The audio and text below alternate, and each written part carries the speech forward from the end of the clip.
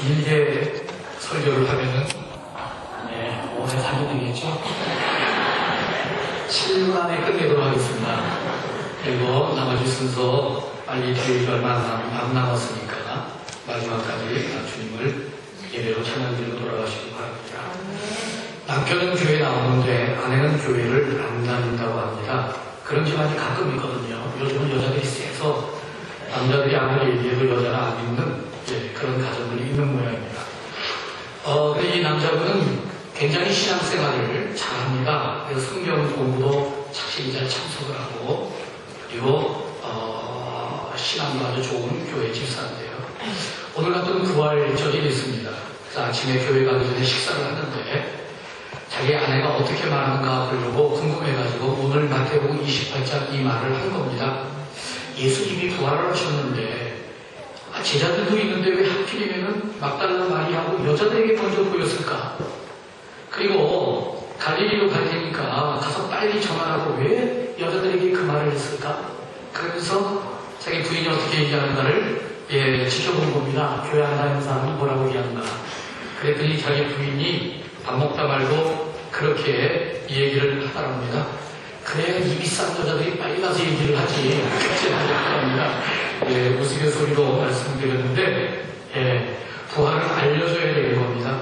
부활은 많은 사람들에게 이제 실제적으로 일어난 사건이기 때문에 우리가 힘있게 전해도 아무 문제 없는 그러한 하나님의 역사입니다. 우리 기독교의 가장 핵심 교리는, 그리고 신비 중의 신비는, 그리고 기적 중의 기적은, 그리고 승리 중의 승리는 바로 예수 그리스도의 부활입니다. 주님의 부활이 없었다고 하면 기독교는 쓰러집니다. 타종교와 다를 바가 없습니다.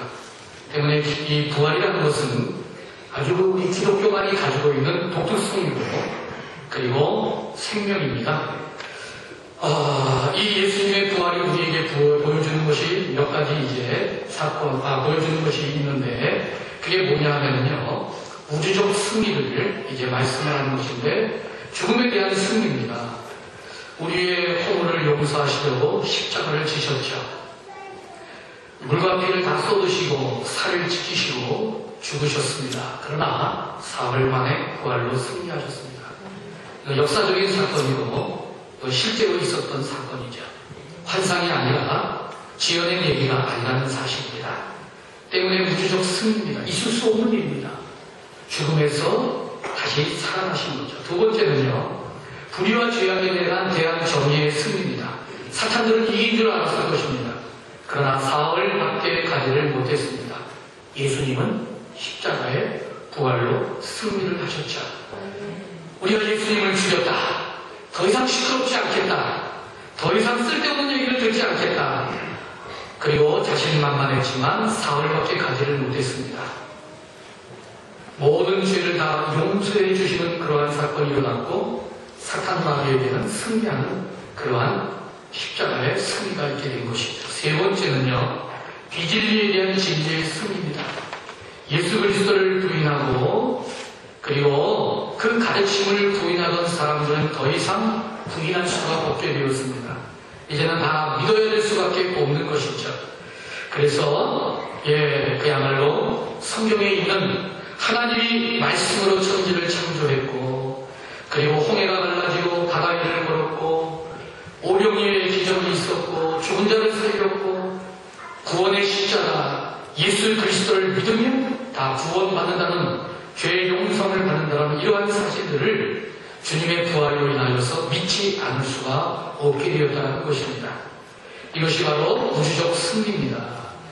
그런데 우리에게 이제 가져다주는 그러한 또 이제 귀한 교훈이 있는 것이죠. 슬픔이 변하여 기쁨이 되게 하는 것입니다. 예수님의 부활은요. 예수님이 부활하심으로 말미암아 온전한 죄 사함의 은혜를 우리가 이루게 된 것입니다.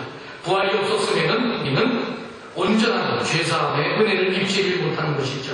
모두가 구원에 이르게 됐고 하나님 백성된 줄로 믿으시기를 주님의 이름으로 축원합니다. 또한 우리도 부활하게 되었다는 것입니다. 고린도전서 15장 20절 말씀에 이제 그리스도께서 죽은 자 가운데서 다시 살아 잠자는 자들의 첫 열매가 되셨도다 그랬습니다.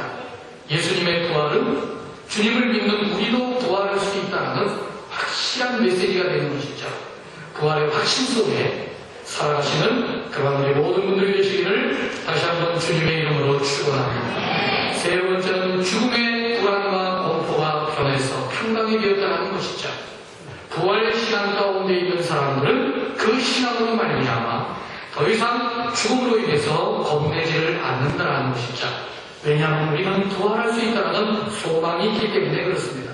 그래서 성경은 이렇게 외칩니다. 고린도전서 15장 55절 말씀에 사망아 너희 승리가 어디 있느냐?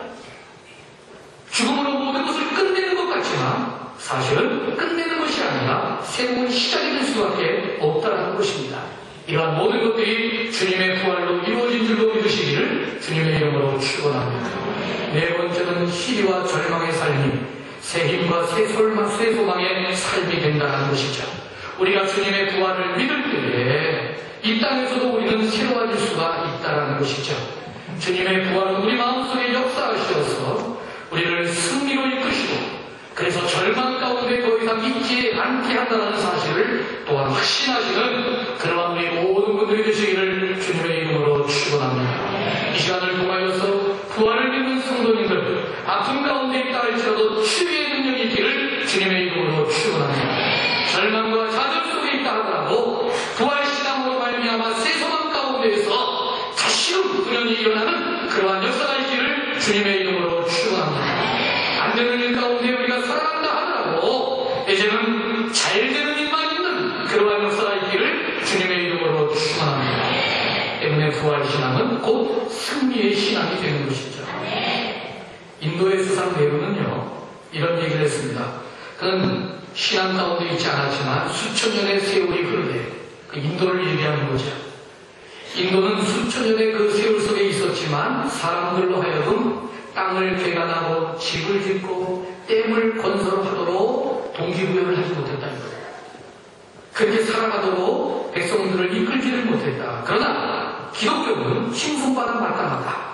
온 세계에 본초에 인간의 힘을 덜어주고 오직 인간을 자극하고 지금까지 많은 사람들을 살아가는 그 삶으로 인도하는 그러한 힘 가운데 있었다. 그것은 다른 데 있었던 것이 아니라 예수 그리스도의 부활로 인한 것이라는 것을 나는 안다 그랬습니다. 저희 성도님들 부활의 신앙은 이렇게 해서 새 힘과 새 소망을 주고 우리로 하여금 가만히 있지 못하고 모든 것을 개척하며 새로운 역사를 이루게 되는 줄로 믿으시기를 주님의 이름으로 축원합니다. 마지막으로 복음전도의 기초가 됩니다. 십자가를 자랑한다 더불어 부활도 자랑합니다.